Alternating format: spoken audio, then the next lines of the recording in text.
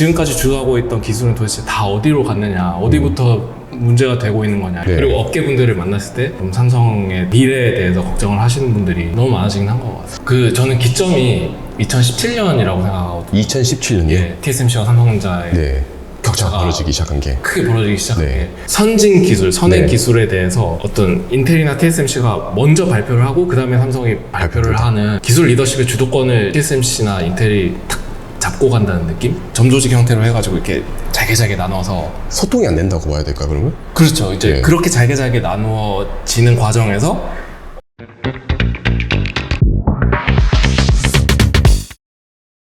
삼성은 끝났어 이미. 삼성은 먼저 치고 나가지 않아. 삼성이 좀 힘내줬으면 좋겠어. 삼성 비판하고 TSMC 천왕해봐야 경제 살아나는 것도 아니고. 힘내라 삼성. 삼성 위기론 요즘 굉장히 뜨거운 주제죠. 어느 순간부터 뭐 합리적인 논문이라던가 자료를 가지고 삼성전자 기술력에 대해서 소개를 하더라도 야 이거 삼성전자 광고 아니야? 라고 의심을 하시는 분들이 굉장히 많을 정도로 삼성전자에 대한 민심 요즘 너무 안 좋습니다. 이거는 어찌 보면 꽤 오랜 시간 동안 지지부진했던 그런 주가랑도 연관이 있을 것 같은데 아무래도 차세대 메모리인 HBM 경쟁에서 뭐 하이닉스한테 밀리고 있고 시스템 반도체에서는 여전히 좀 미미한 경쟁력, 파운드리에선 TSMC와의 격차를 좁히지 못하고 있다 보니까 삼성전자 기술력에 대한 국민분들의 의심이 커지고 있고 위기론에 불을 지피고 있는 현상인 것 같습니다. 그렇다면 삼성전자는 정말로 위기인 걸까요? 이에 대해서는 제가 뉴스레터로 구독까지 하고 있는 반도체 전문 기자분이 계신데요. 반도체 쪽에서 국내 최고의 기사를 쓰고 계신 서울경제 강혜령 기자님을 제가 어렵게 모셨고 기자님과 함께 삼성전자를 완전히 파헤쳐 보겠습니다. 네, 안녕하세요 기자님. 네, 안녕하십니까. 네, 바로 본론으로 들어와서 네네. 삼성전자가 경쟁력을 잃었다는 얘기들이 굉장히 많이 나오고 있잖아요. 네네.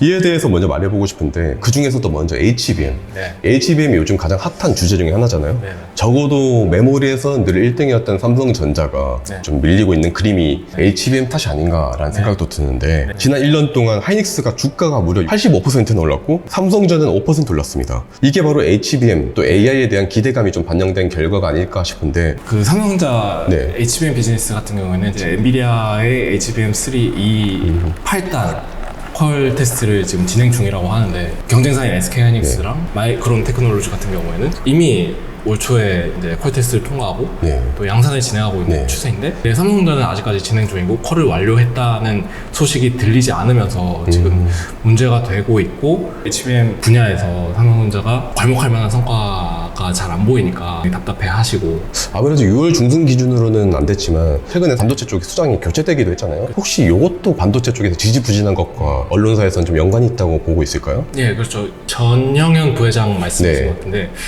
지난달에 갑자기 전격적으로 교체가 있었죠. 그런 배경에서 언론들도 굉장히 많이 분석을 했는데 가장 AI 반도체의 네. 아이콘이죠. 엔비디아 쪽에 납품을 쉽게 하지 못한 이유가 아닐까 그렇게 분석을 많이 하고 있습니다. 예전에는 삼성전자 관련해가지고 좋은 영상들 한 번씩 올리면 칭찬하는 댓글들이 굉장히 많았어요. 네네. 근데 요즘에는 이제 현업자분들께서 오셔가지고 야, 뭔 소리야? 지금 내부적으로 위기라고 난리 났는데 네가 왜 자꾸 긍정적이라고 네. 그래? 라고. 제가 반도체 취재를 한 2019년부터 시작을 했었거든요. 그때도 사실 늘 그랬어요. 삼성은 위기가 아닌 적이 없다 이런 얘기를 굉장히 많이 했는데 올해 정말 저도 사실 HBM3의 전개 과정에 대해서 영상을 올리고 긍정적인 톤의 기사를 썼을 때 이렇게 위협적이라고 느껴질 정도로 평가가 부정적으로 네. 그리고 업계분들을 만났을 때 좀 삼성의 미래에 대해서 걱정을 하시는 분들이 너무 많아지긴 한 것 같아요. 물론 HBM이 이렇게 뜰 것이라고 예측을 못한 건 전 삼성전자만의 문제는 아닐 거라고 생각하거든요. 그럼에도 불구하고 왜 유독 삼성전자한테 이렇게 엄격한 잣대를 들이미는 걸까요? 아무래도 최고의 기업이기 때문에 그렇죠. 그럴까요? 삼성전자 같은 네. 경우에는 메모리 반도체 분야에서 정말 타의 추종을 불허했던 그런 기술을 가진 회사였는데 그리고 HBM에서도 당연히 점유율을 가져갈 것이라고 사람들이 네. 생각을 했었겠죠. 근데 네. 지금 뭔가 삼성전자의 장점으로 내세울 만한 것이 어떤 자본과 타의 추종을 불허하는 생산 능력 정도만 남아있다고 평가하는 분들이 많으면서 지금까지 주도하고 있던 기술은 도대체 다 어디로 갔느냐, 어디부터 문제가 되고 있는 거냐. 거기다가 작년 초부터 HBM이 이슈가 되기 시작했잖아요. 네. 근데 그 이후로 지금 1년 6개월째 성과가 나오고 있지 않는 분위기가 나오니까 사실 기자분들도 그렇고 네. 엠바고가 걸리긴 하지만 미리 정보를 볼 수 있잖아요. 예전에는 D램이든 미리 정보를 좀 많이 주셨나요, 삼성전자가? 그렇지는 않아요. 왜냐면 네. 워낙 보안을 중요하게 네. 생각하는 회사고 보도자료가 나온다고 하더라도 그날 아침이나 그 전날 알려주시는 그런 반응이 있고 보통 신박한 취재를 할 때는 생태계 안에 있는 분들을 네. 만나면서 살짝 좀 여쭤보고. 여쭤보고 제 기억엔 그 HBM3E에 네. 대한 자료가 가장 마지막에 나왔던 것이 작년 하반기에 오래됐네요, 되게. CES 2024나 이런 행사에서 논문이 발표됐다거나 아니면 다른 기술들과 엮어서 HBM이 소개된 네. 경우는 있었던 것 같은데 메모리 시장에서 HBM이 차지하는 그 파이 자체가 네네. 엄청 크다고는 볼 수 없지만 그쵸. 앞으로 차세대 메모리가 HBM이 될 것은 너무나 자명하잖아요. 맞습니다. 그런 부분에서 삼성전자의 메모리 경쟁력이 상대적으로 떨어지고 있다고 많이들 보고 계신 것 같고 네. 2024년 1월에 반도체 학술대회 그 참석해서 갔었는데 네. 하이닉스랑 삼성전자랑 발표를 하는 양상이 좀 많이 다르더라고요. 이를테면 하이닉스 같은 경우는 HBM 얘기를 엄청 많이 했어요. 우리는 HBM의 안정화를 위해서 뭘 하고 있다 이런 얘기 많이 했는데 삼성전자 같은 경우는 이제 D램 얘기를 많이 하시더라고요. 네네. 그런 부분에서 내부적으로도 위기론이 감도는 것 같다라는 생각이 드는데 네네. 다만 바로 두 번째 질문인데 네네. 최근에 이제 크리스 밀러 교수가 아시나요 혹시? 그렇죠. 네, 그분이 인터뷰를 하셨던데 오히려 삼성전자의 문제는 HBM이 아니라 파운드리라고 이렇게 답을 해서 좀 흥미로웠거든요. 네네. 지금 파운드리 하면 TSMC가 세계 1위로 압도적이고 그 격차를 삼성 파운드리가 좁히지 못하고 있는 것이 현실이지 않습니까? 네네. 제가 이제 최근에 기사를 보니까 2024년 1분기 이제 파운드리 점유율이 TSMC가 62%, 삼성 파운드리가 13%인데 재밌는 게 중국의 SMIC가 3위로 진입을 했더라고요. 그런 걸 보면 삼성 파운드리는 TSMC와의 격차를 줄이지 못하고 있고 중국은 올라오고 있는 이 현 상황 네. 어떻게 보고 계실까요? 2019년부터 네. 이재용 회장 당시 네. 부회장이었죠. 네. 그 어떤 행사를 통해서 이제 2030년 시스템 반도체 1위 선언을 하시면서 네. TSMC를 잡겠다 이렇게 네. 하고 있는데 그로부터 한 지금 한 5년 흘렀죠. 그 이후로 보통 TSMC와 삼성전자의 경쟁력을 비교를 할 때 고객사 이야기를 많이 하잖아요. 근데 고객사 면에서 봤을 때 아직까지 삼성전자가 많이 따라잡지 못한 거는 사실이죠. 사실이죠. 자꾸 엔비디아 얘기를 우리가 하지만 엔비디아 같은 경우에도 GPU를 생산할 때 TSMC에 거의 전량으로 맡기는 수준이고 그 저는 기점이 2017년이라고 생각하거든요. 2017년이요? 예, TSMC와 삼성전자의 네, 격차가 격차가 벌어지기 시작한 게. 크게 벌어지기 시작한 네. 게 전자업계에서 이런 말을 많이들 하시더라고요. 돈을 벌려면 애플 공급망으로 일단 들어가고 봐야 한다. 그래야 돈이 된다. 네. 그런 말씀을 많이 하시는데 근데 애플이 TSMC 맡겨버렸잖아요. 예, 애플이 전량 그 모바일폰 네. AP를 맡기게 되는데 그걸 기점으로 이제 격차가 벌어지기 시작했고 지금도 애플의 M3라든지 A16 같은 아주 고난도의 칩을 TSMC가 네. 제조를 하는 상황이고 그에 비해서 삼성전자 같은 경우에는 눈에 띄는 빅테크에 대한 수주가 물밑으로 진행되고 있고 과제가 진행되고 있다고는 하지만 아직까지는 눈에 잡히는 성과가 없는 상황이고 또 그에 비해서 SMRC는 장점이 보조금이잖아요. 중국 정부가 정말 어마어마하게 보조금을 보조금을 쏜다고 떼어놓고 있죠. 하더라고요. 네. 그래서 EUV가 없이도 7나노 DUV로 네. 거의 AP의 제조 비용이 EUV를 적용 안 했을 때보다 네. 거의 100배 차이가 날 수도 있다고 하더라고요. 네. 그런 보조금을 안고서 지금 파운드리 시장으로 네. 진입을 하고 있고 레거시든 어드밴스드든 네. 진퇴양난의 추격을 받고 있다. 요거를 이제 반도체를 아예 모르시는 분들을 위해서 굉장히 이제 쉽게 설명을 드리자면 중국은 굉장히 그 무딘 칼로도 네. 어찌어찌 해가지고 도움을 하도 받아가지고 막 만들고 있다라고 EUV는 좋은 빛이고요 DUV는 상대적으로 옛날 빛이다 이렇게 생각하시면 되고 누군가는 이제 삼성 파운드리가 TSMC를 제치지 못했다 이런 걸 가지고 굉장히 좀 부정적인 시선을 보내기도 하고 그게 주가에도 좀 반영이 되는 경향이 좀 있는 것 같아요. 어떤 관점에서 본다면 파운드리가 출범한 지 이제 7년? 8년 요 정도밖에 안 됐잖아요. 그럼에도 불구하고 2022년에 매출이 200억 달러 돌파했다는 것은 고무적인 사실인 것 같은데 워낙 좀 부정적인 이슈들도 있다 보니까 이러한 삼성 파운드리의 긍정적인 것들이 부정적인 것들에 가려지는 것은 개인적으로 좀 아쉬운 감도 있긴 합니다. 누군가는 삼성 파운드리가 TSMC를 제치지 못한다는 현상을 두고 2위 굳히기에 들어간 거 아니야? 라고 보시는 것 같기도 한데 10년 만에 TSMC가 삼성 파운드리한테 진다면 그게 더 이상한 거 아닌가요? 그렇죠. 사실 저도 그 말씀을 드리고 네. 싶어요. 사실 정은승 옛날에 파운드리 사업부 사장님께서 그렇게 말씀하셨어요. TSMC 같은 경우에는 정말 이제 성인이고 네. 우리는 아기인데 네. 이거를 단시간에 이걸 좁히는 게 그만큼 어렵다는 얘기를 네. 하시는 거잖아요. 좀 더 지켜봐야 되지 않겠냐고 네. 하는데 사실 투자를 하시는 분이나 반도체에 정말 관심이 많은 분들은 현 상황에 좀 집중을 하시는 케이스가 많잖아요. 좀 큰 어떤 수주가 일어나서 했으면 좋겠는데 삼성 파운드리가 그 2023년도에 실리콘밸리에서 파운드리 포럼을 열었었잖아요. 네네네. 그때 이제 2025년쯤이면 2나노 양산을 할 거다라는 네네. 말을 했고 최근 파운드리 포럼에서도 네네. 달려갈 거다라는 말을 많이 하셨는데 그러면 이제 한 2025년 혹은 이제 2027년쯤에 2나노 GA라던가 네네. 본격화될 때 그때쯤이 되면 TSMC를 좀 추격하고 넘어설 수도 있지 않을까? 그때까지는 지금 TSMC가 어른이라면 이제 파운드리가 한 고등학생이 될 때까지는 그래도 좀 봐줘야 되지 않을까? 기자님 의견은 어떠실까요? 네, 저도 그렇게 생각을 하고 공정이 좀 성숙하게 올라왔을 때 네. 충분히 좀 비벼볼 수 있지 않을까라고 저는 그렇게 기대를 하고 싶은데 네.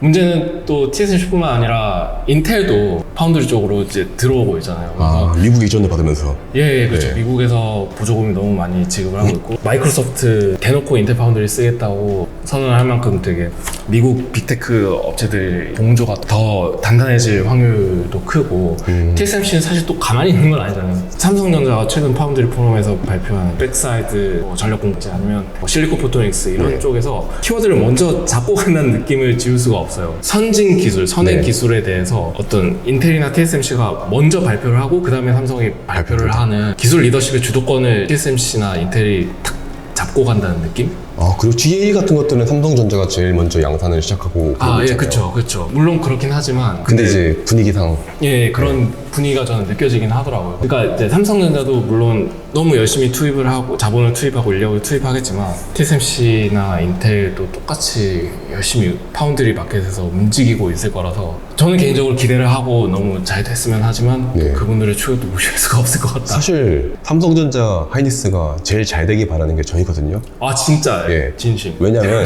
잘 돼야 저희도 광고를 받고 하고 기자님들도 먹고 살 수 있잖아요. 그렇죠. 아니 그러니까 업계가 잘 되면 새끼사도 훨씬 많아져요. 네, 맞아요. 예. 할 콘텐츠도 훨씬. 그러니까 이거 오해하시면 안 되는 게 제일 잘 되길 바라는 건 여러분이 아니라 저희예요. 저희는 이걸 먹고 살아야 되거든요. 아무튼 농담이고요. 예. 아니, 진심이지만 예. 네, 아무튼 네. 살짝 진심 묻어놨어요.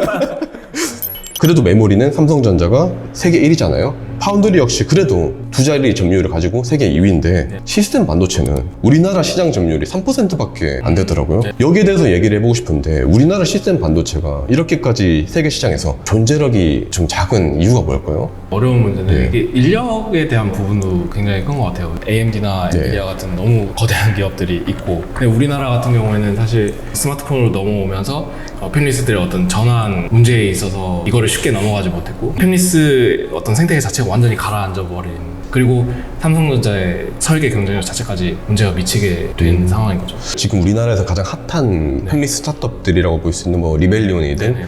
퓨리오사든 가만히 이제 대표님들 양력을 살펴보면 네네. 우리나라에서 공부를 하신 분들이 아니에요. 네. 그래서 제가 한 번씩 여쭤보거든요. 네네. 우리나라의 이런 교육 문화 혹은 기업 문화가 문제인 거 아니냐라고 제가 여쭤보면 대표님들께서 그건 아니에요 라고 말씀하시지만 양력을 보면 미국 출신이야.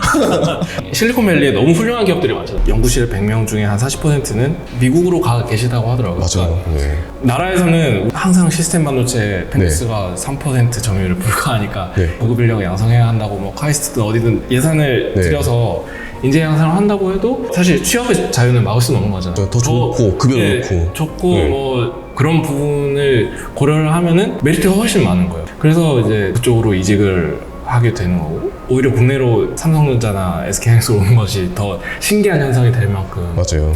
최근에 기사도 쓰셨지만 네. 삼성 반도체를 총괄하셨던 이제 지금 물러나셨지만 네. 경견 전 대표님 작품이라고 볼 수 있는 마원을 굉장히 좀 흥미롭게 봤거든요. 네. 이게 아무래도 학습보다는 추론으로 또 이제 작은 인공지능을 좀 지향을 하는 거잖아요. 네. 뭐 갤럭시라던가 아니면 이런 갤럭시 텍 같은 이런 엣지 디바이스를 가지고 있는 삼성전자가 노릴 수 있는 최선의 선택지 중에 하나가 아니었나라는 생각을 저는 하고 있는데 네. 또 최근에 또 갤럭시에 이제 액시노스가 다시 탑재되기도 했고 이렇게 마원이든 액시노스든 내놓고 있는데 혹시 기자님은 어떻게 좀 보실까요? 엑시노스 같은 경우에는 지금 매출이든 수량이든 간에 지금 점유율이 한 5% 내외인 거잖아요. 거기다가 최근에 네. 거밍치라는 네. 유명한 네. 이 엑시노스 2500 S25용 또 AP가 탑재되지 못하고 퀄컴이 100% 탑재가 될 가능성이 있다고도. 아, 그럼 밀린 거네요, 또? 그 말이 사실이라면 또 그런 상황이 벌어지게 되는 거죠. 이제 S24에는 2400이 잘 탑재가 됐는데 2500은 2500 또 3나노 기술, GA 기술이 들어가는 네. 최초의 액션스 AP고 이 기술력을 딱 증명을 할 수 있는 그런 AP가 될 수 있는데 좀 제가 들은 걸로는 뭐 설계 완료까지는 정말 순조롭게 잘 됐다고 하더라고요. 이 설이 나오고 나서 저도 삼성전자에 확인을 해보고 했을 때는 확인할 수 없지만 테스트에는 문제가 없다는 식으로 대응을 해주셨는데 아무쪼록 좀 잘 됐으면 좋겠습니다. 예. 말씀이 조심스러워지시는군요. 근데 의외로 기업 문화를 약점으로 꼽는 분들도 계세요. 외부적으로 봤을 때는 삼성은 되게 뭔가 MG스럽고 그렇지 않아 하는데 내부적으로는 되게 좀 보수적이고 좀 그런 것도 있는 것 같은데 어떻게 보세요? 일단 조직 문화가 보수적인 네. 의사결정 체제 이런 네. 얘기도 들은 적이 있지만 네. 조직 구성이 너무 조직이 크잖아요. 근데 어떤 요소에서 터지는 이슈들이 너무 많고 네. 미세하게 관리해야 할 것들이 너무 많으니까 점조직 형태로 해가지고 이렇게 잘게 나눠서 소통이 안 된다고 봐야 될까 그러면? 그렇죠. 이제 네. 그렇게 잘게 나누어지는 과정에서 이 부서에서는 이 일만 끝나면 끝이고 너무 닫혀있지 않나. 맞아요. 통합을 하는 작업도 네. 쉽지가 않은 단계로 접어들고 조직은 너무 공룡처럼 커져 있으니까. 최근에 에피소드가 하나 있었는데요. 네네. 제가 이제 삼성전자에 대해서 그래도 이제 좋은 논문이 나와서 한번 소개를 했었는데 네.